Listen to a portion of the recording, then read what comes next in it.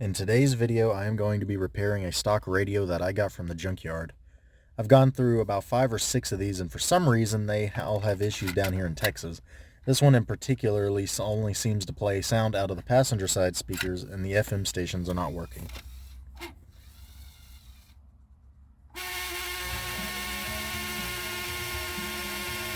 So to get into the radio, there is a screw on top that needs to be taken out, and then the lid will come off, exposing the inside. Then go ahead and remove the 4 screws holding in the cassette deck. I only have 3 in here for now, but the 4th screw is on the bottom right of the deck. Then pull out these 2 connectors and it is free to come out.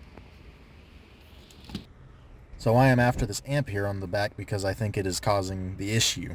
To get to it, you'll need to flip the radio around and unscrew the heatsink and remove it.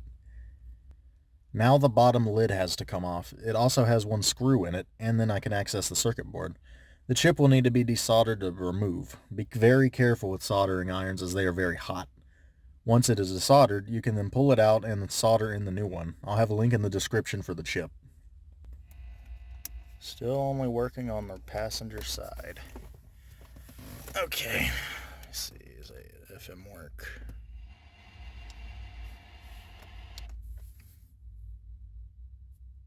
The driver's side speakers and FM still weren't working, so I took the radio back out and opened it up again, suspecting the FM tuner and the volume board of being bad. To get to the volume board, the faceplate has to be removed. This is done by pulling the volume knob off and pressing in the clips on both sides of the radio. Then it just comes off. The board is held in by 1 screw and plugged into the main board.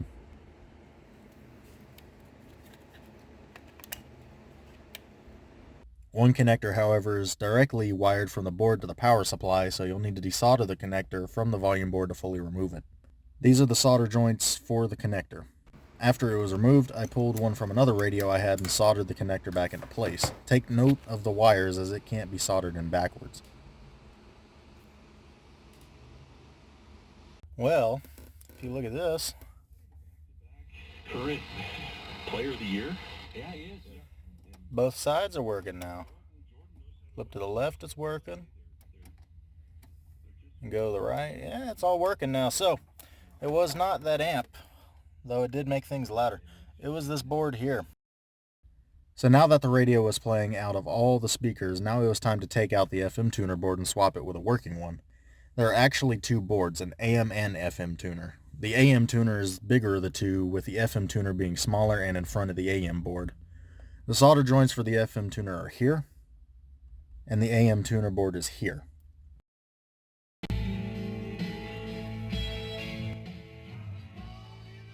And with that, the radio was fixed. It has a new amp and plays FM stations out of all 4 speakers. I ended up replacing the cassette deck belts off screen, and it still has some issues, but it'll be fixed later on. Even replaced the burnt out bulbs. Only ones left are the LCD backlights. I haven't seen any videos online of anybody repairing these old radios, so it was fun documenting this repair, and glad to finally have one in working order.